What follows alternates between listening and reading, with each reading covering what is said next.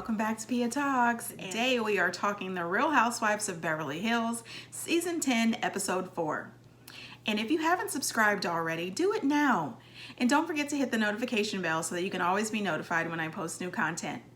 So this episode, on a scale of 1 to 10, was about a 6 for me. I felt like it was kind of boring. But anyway, let's get into it. Erica, Sutton, and Kyle are on their way to Teddy's retreat.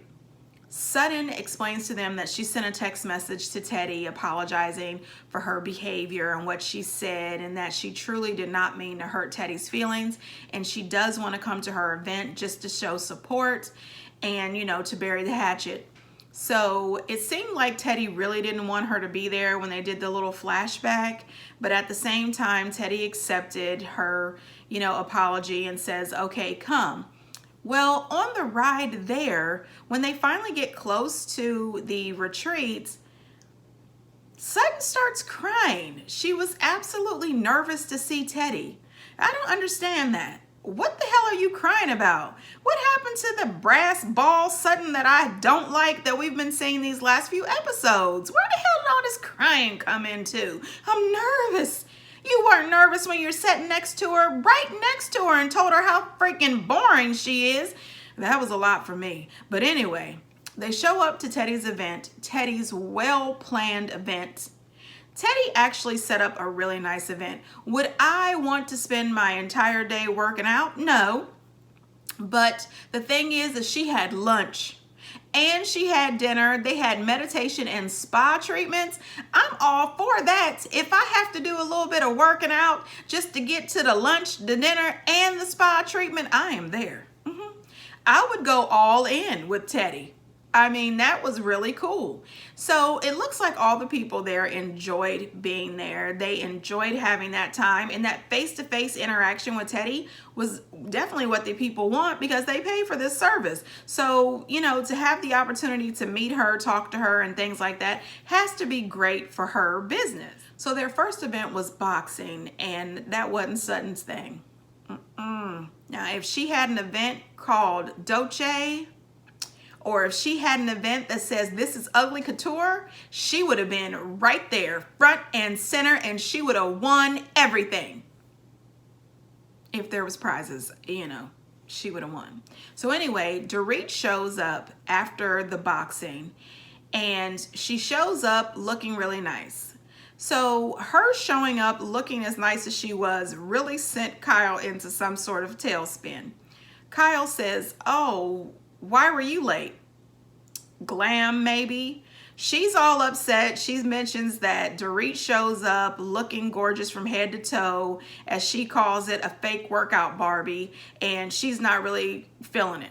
Because Kyle, of course, she works, bitch, okay? She is a wife, she is a mother, and she works. She has been flying back and forth to watch the woman in New York who is designing all those clothes work her fingers to the damn bone, while Kyle stands around and picks and chooses what the hell she likes out of this woman's hard work. And she's been flying back and forth down there to North Carolina to do the Halloween movie, which I appreciate because I will be there front and center at the movies when it happens, as long as this coronavirus is done with. Because if the virus is still out, I won't be. After the boxing is over and Dorit shows up, they all sit down for drinks and everything before the next event. And Kyle brings up the invite thing again, which I think was ridiculous. Like, why bring it up again? You have beat this horse to death. Let it rest in peace. Somebody come and bury the damn horse. I've had it. She said what she said. So anyway, Kyle brings this up again. Sutton thinks it's time for her to apologize again. We got it. We heard it. We get it. You're sorry. Let it damn go. You're there. You're supportive. Yay, Teddy. So anyway, Teddy explains the reason she reacted that way is because Lisa Rinna had got her riled up in the car when she says, well, what if somebody shows up who really doesn't want to show up? Or what if they start something? She says that put her on the defensive. Okay, so you're going to use Lisa as your excuse for acting like that? Just because Lisa made that comment does not mean that you had to come in there guns blazing. Listen, Teddy, you said what you said. So she says that she didn't like it when it was mentioned that they were coming just to support. And Dorit says, who said that? pretty much, in her Portia Williams voice from The Real Housewives of Atlanta. Who said that? Anyway, Teddi says, you said that, pretty much. And she said that she didn't appreciate it. Well, Dorit was upset by Teddi being angry about that.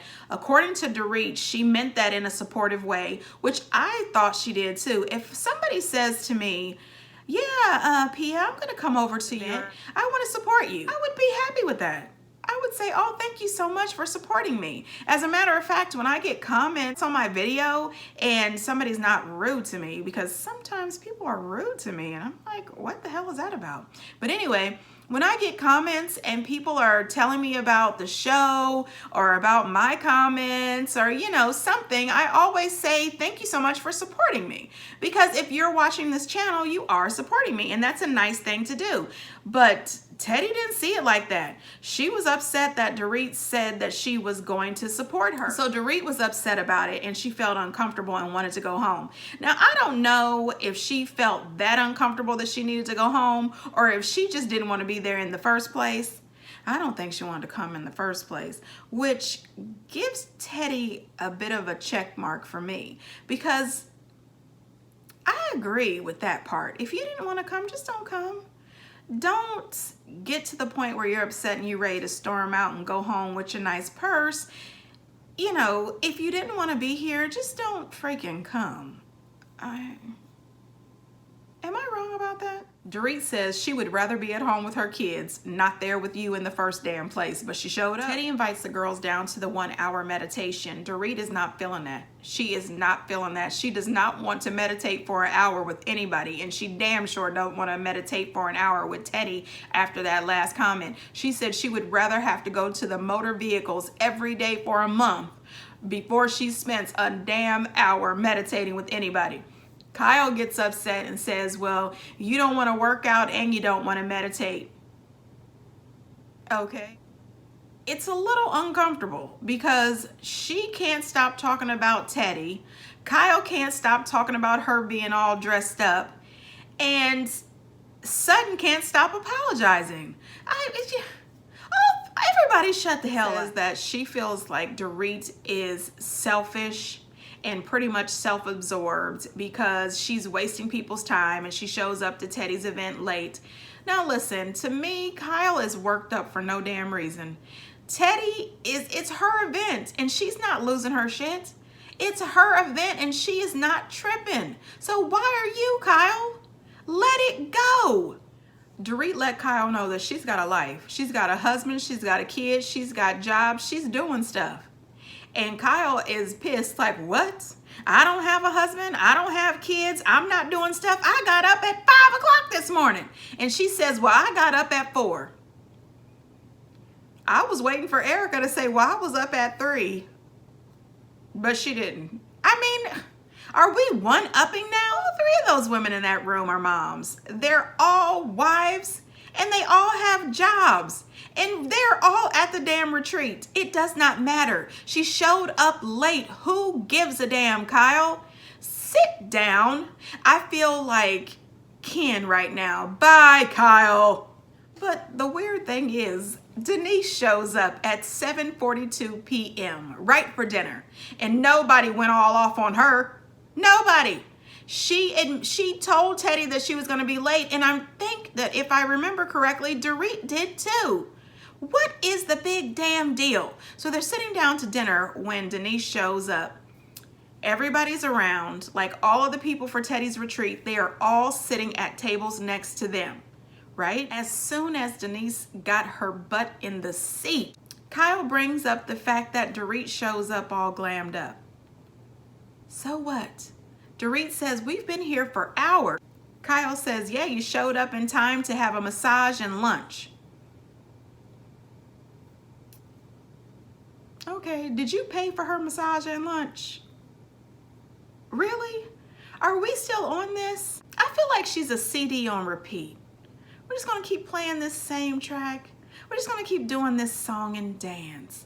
You showed up here looking too cute, Dorit. You showed up here looking too cute and glammed up, and I'm not looking as hot as you, so I'm pissed. Because I've been up since 5 a.m. Yeah, 5 5 a.m. and I drove over here and I was on time and I am wearing my true workout outfit and my ponytail was put up by myself, and you come in here with full makeup, full workout outfit, and a beautiful ponytail with a nice purse. I am bitter. Get over it. Can I just say that all of this back and forth between Kyle and Dorit happened right in front of Teddy's people? Right in front of it. I'm thinking, really? Can you grown-ass married women with children act like you have some sense anytime? No. So Lisa has a conversation with her daughter, and they were just talking about how they're happy that she's back in town with her family. And one of the producers asked her, what do you think the consequences of her staying in New York would have been? And she says, death. Now that had to be hard to think about and say, but I think the best thing she did for her daughter was to bring her daughter home and be with her. I think that her daughter is in a place where she needs her family around her all the time. Like, she needs to know that they are there for her. And I think that her family is in a place where they need to know that she's there and that they can be there for her. So they made the right decision. Even if it wasn't what she originally wanted, she's going to go to college still. She's just going to be able to see her parents every day, which is what a lot of kids need. And I can tell you it's what a lot of parents want. My son is going off to school, and I want him around all the time. I don't know. He says I'm a hover mother. What does that mean? I'm just kidding. Garcelle takes out her twin 11-year-olds. So they were 11 at the time that she took them out on the show. However, I seen her on Wendy Williams this afternoon, and they are 12 now. She says that right now she does not speak to Kyle at all. So I guess maybe here on the show we're going to see where they had maybe a falling out or something. She just said that, you know, they don't get along.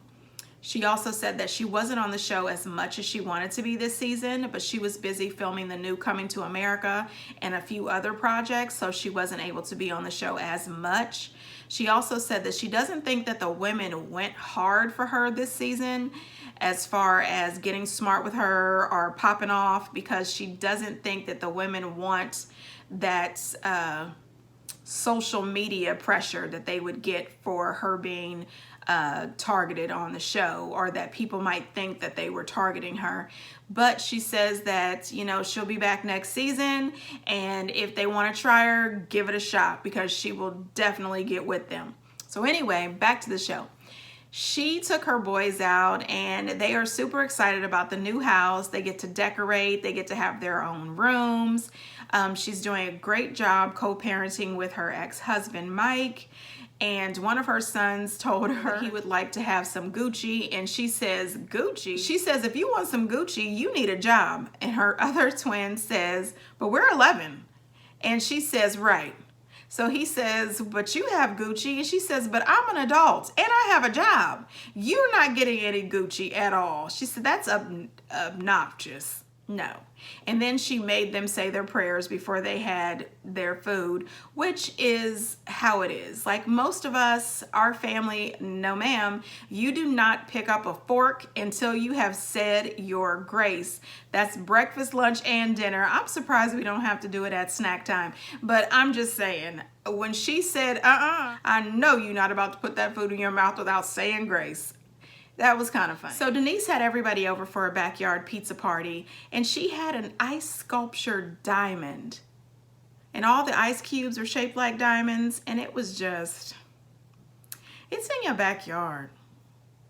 We having pizza and Sundays. Like, I just feel like you wasted a little money on that sculpture. And it was weird because when Kyle and her husband got there, they were the first to arrive, and she didn't know if they were at the right house or not. And she was also thrown off by the diamond ice sculpture. She said, wow, that's quite fancy. Next thing you know, Erica and Lisa show up, and they're both looking at the ice sculpture like, okay. And Kyle says, are we even at the right house? Because you know, Denise and her husband cannot be on time. So anyway, they finally come out, everybody gets together. So before dinner started, Lisa Rinna and Kyle are having a conversation. And I was seeing the photos. It was a whole shoot of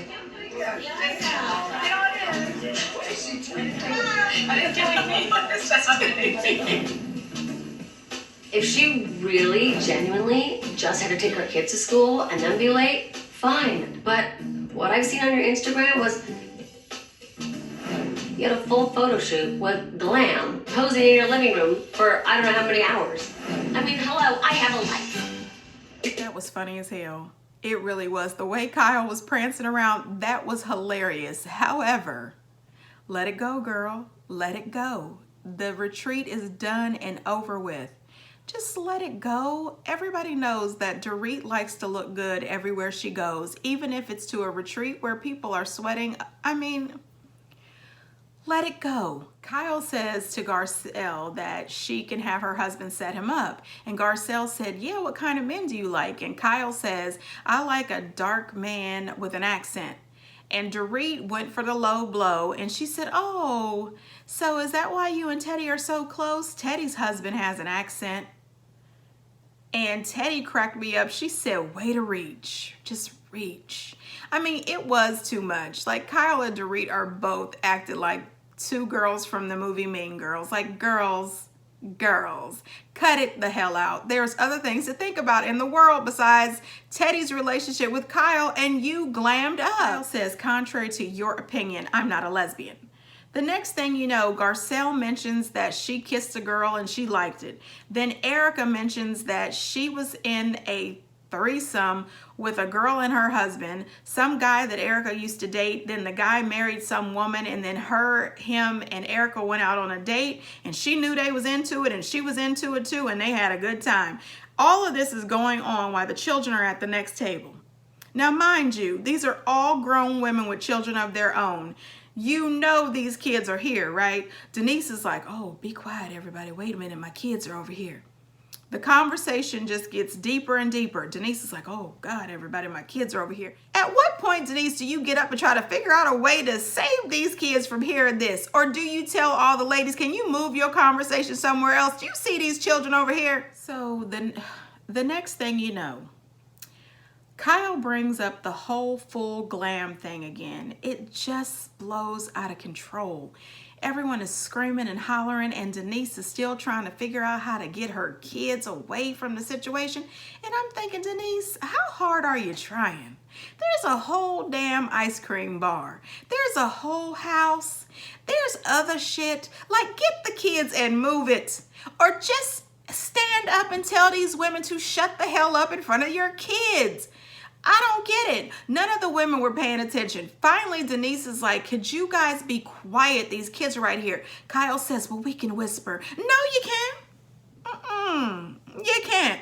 Because if you could, the first 2 damn times that I told you these kids was over here, you would have started whispering, but you didn't. You're mad at me for turning up to Teddy's event later when she's not even mad. We all got up at like 5 o'clock in the morning. Okay, let's be honest. And then all of a sudden it's like, you walk in at 1 o'clock, and it's coming in your Barbie glam look. Oh, those are fighting words. For a workout when you're not even working out. Firstly, thank you for the compliment. And what the do you care? Support a friend. Just come and support her. But don't come in your fake workout clothes with your posing on Instagram saying, workout Barbie Glam, but you're not going to work out. And weird. Well, why are you judging It's her? not. You're judging No, I'm just saying. When she called her workout Barbie, I laughed. All right, I laughed. Okay, it was a little bit funny, but it wasn't right. But what really ticks me off is when, after all of that, when Denise was just trying to get everything calmed down, Kyle tells Sutton that she can't believe somebody who's never worn anything better than a mop top ponytail in her whole life. And then she called her a ragamuffin. Like, she absolutely called Denise that. I think Kyle was absolutely disrespectful. Then later in the conversation, she pretty much told Denise to leave her alone and shut the fuck up. You are at her house, at her table in her damn backyard with her ice sculpture, bitch. Like, how dare you act like this? Next thing you know, after all that smart-mouthed conversation, she says that thanks to her standing up for Dorit, she lost her friendship with Lisa. Really? Are we really going to go there? Are you going to try to say that you lost your friendship with Lisa because of Dorit? I don't think so. So then she says, I would stand up for all of my friends, every last one of you. And Lisa Rinna had to chime in because Lord knows she didn't get enough screen time this episode. So she says, that's not true. You didn't stand up for me against your sister. Kyle was like, I lost my relationship with my sister because of you. Next thing you know, she's storming off crying. I mean, is there an event that Kyle is not storming off crying? Is there an event that at least one of these women are storming off crying? Last week it was Teddy. Sutton cried a little bit this episode. Like, what is wrong with these people? The whole time the rest of the girls are just sitting there like, well, I'll be damned. And the children, they just got, a whole lot of everything. They showed previews for next week's episode, and Denise asked her daughters, how much of that conversation did you hear? And her daughter said, you guys fighting over a threesome? Do you want your child to hear that conversation? Hell no. They just do too much. They do too much. But I'm here for it. Because if they do too little, we wouldn't watch the show, right? So I'm looking forward to next week. And until next time. Bye.